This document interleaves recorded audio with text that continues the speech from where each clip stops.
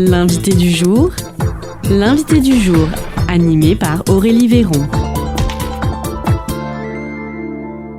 L'invité du jour sur Espoir FM aujourd'hui, c'est Joséphine Claudel-Pelé. Bonjour Joséphine. Bonjour Aurélie, merci pour votre invitation. Avec grand plaisir. Alors vous allez nous parler de l'ACAT France.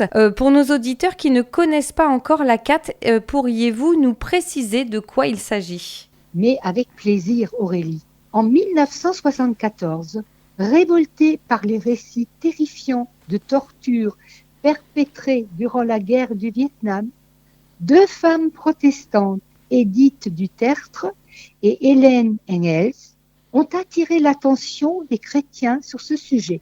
Suite à cela, elles ont mobilisé catholiques, protestants, orthodoxes, même des laïcs, parce qu'elles croyaient en Dieu et en l'être humain. Elles fondèrent l'ACAT, Action des chrétiens pour l'abolition de la torture et de la peine de mort. L'ACAT France agit dans le monde entier, en toute transparence, sans distinction politique, ethnique ou religieuse.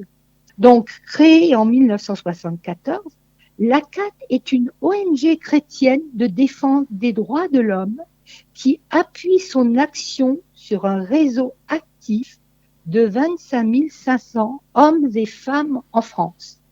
L'ACAT France se réfère également à la Déclaration universelle des droits de l'homme, article 5, qui dit « Nul ne sera soumis à la torture, ni à des peines ou traitements cruels, inhumains ou dégradants, autant que sur le passage de l'évangile de Jésus-Christ, Matthieu 25, verset 40, et le roi leur répondra, je vous le dis en vérité, toutes les fois que vous avez fait ces choses à l'un de ces plus petits de mes frères, c'est à moi que vous les avez faites. D'autre part, l'ACAT milite aussi pour le droit d'asile. Et tous les mois, vous distribuez des cartes imprimées par l'ACAT destinées à être signées pour une action bien précise chaque mois, c'est ça ? C'est ça, Aurélie. En Lot-et-Garonne, nous sommes 5 équipes qui recevront des cartes qu'on appelle aussi l'appel du mois. Ça veut dire que chaque groupe demande une certaine quantité de ces cartes qu'il s'engage à distribuer, soit dans les églises, les temples ou autres. Puis le tout est envoyé à l'adresse mentionnée sur ces cartes. C'est peut-être adressé à un président d'un pays d'Afrique, mais ça peut également concerner notre président de la République française. L'objectif, c'est de se mobiliser pour une cause. Par exemple, ce mois de juin, nous portons dans nos prières les communautés Mapuche. Alors la communauté Mapuche, elle est située au Chili. Vous allez nous expliquer ? Tout à fait. C'est la revendication de possession et usage de leurs terres. Ça veut dire le conflit entre l'État et les communautés autochtones Mapuche prend racine dans la question de la possession et de l'usage de la terre. L'usurpation historique des territoires indigènes les a privés d'un élément clé de leur culture et d'une source de prospérité. La région de l'Araucania, où près d'un tiers de la population s'identifie comme Mapuche, est l'un des territoires les plus défavorisés du Chili. Ce conflit Mapuche est une revendication d'autonomie contre des projets industriels menaçant leur mode de vie.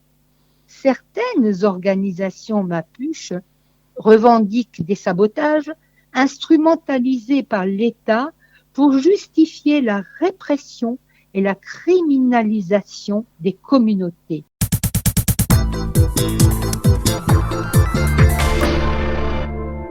Joséphine Claudel-Pelé, vous avez un événement aussi très important à nous partager. Quel est-il ? Oh oui, Aurélie, un très grand événement qui se passe seulement une fois par an, à savoir la nuit des veilleurs.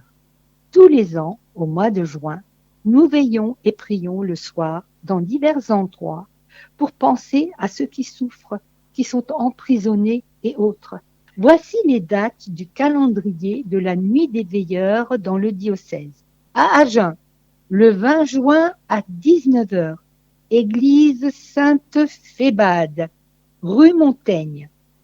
À Nérac, 26 juin à 18 heures, le monastère des Clarisses, lieu dit le Inn. À Tonneins, le 28 juin à 20h30, temple, 18 boulevard François Mitterrand. Finalement, à Villeneuve, le 27 juin à 19 heures, église Saint-Étienne. Ces soirées, toujours très émouvantes, car on y expose des personnes pour qui on prie, on raconte leur histoire, mais on chante aussi des cantiques. Cette soirée est très intéressante et on a besoin de vous. Votre foi mise en action dans toutes ces prières ne peuvent pas rester sans bénédiction. Avez-vous encore d'autres rencontres, Joséphine? Tout à fait, Aurélie. C'est la rencontre régionale de la CAT annuelle pour l'Aquitaine, prévue les 25 et 26 octobre 2025 au foyer de la Charité de la CEPED. C'est encore loin, mais c'est juste pour qu'on puisse bloquer ces dates dans nos agendas. Vous êtes tous invités et les bienvenus à la CEPED. Une autre information à venir, c'est un film produit par la CAT qui sera diffusé dans les salles diverses.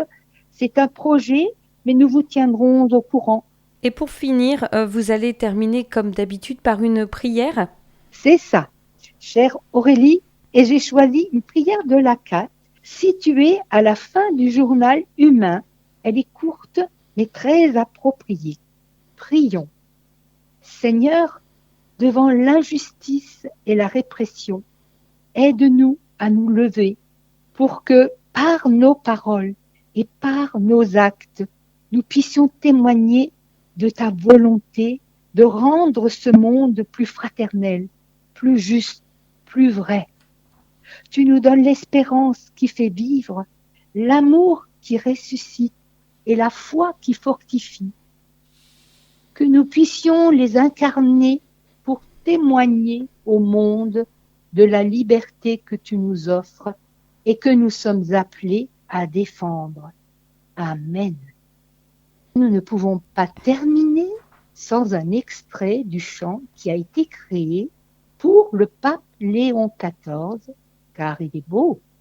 On l'écoute.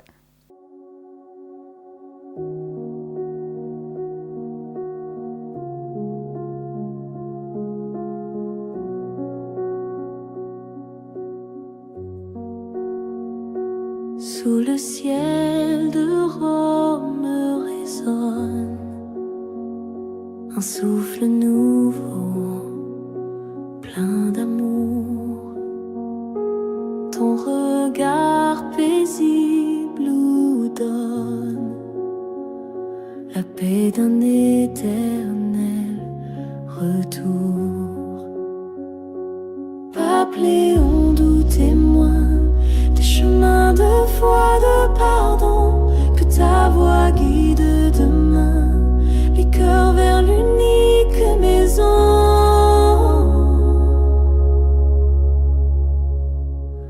Toi berger au pas discret,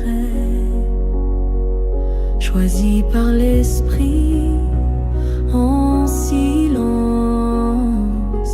tu relèves les opprimés par ta bonté et ta présence. Léon, pasteur de lumière, porte nos prières au ciel sous ta main douce et sincère. L'Église avance fidèle. Léon,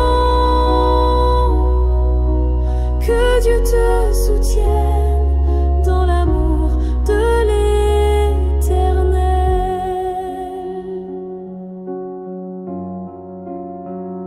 Sur la pierre où tu te tiens, souffle l'espérance nouvelle. Tu conduis fort de tes mains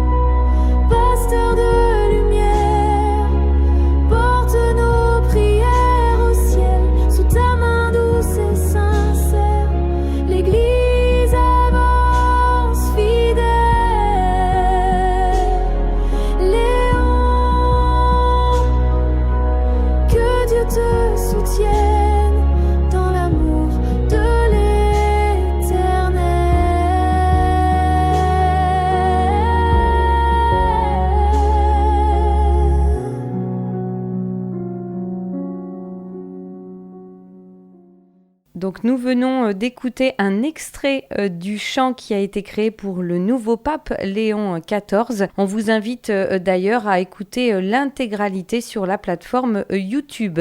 Joséphine Claudel-Pelé, on se retrouve prochainement pour une nouvelle émission avec l'ACAT. Merci Aurélie et chers auditeurs, à très bientôt. À bientôt. C'était l'invité du jour, animé par Aurélie Véron.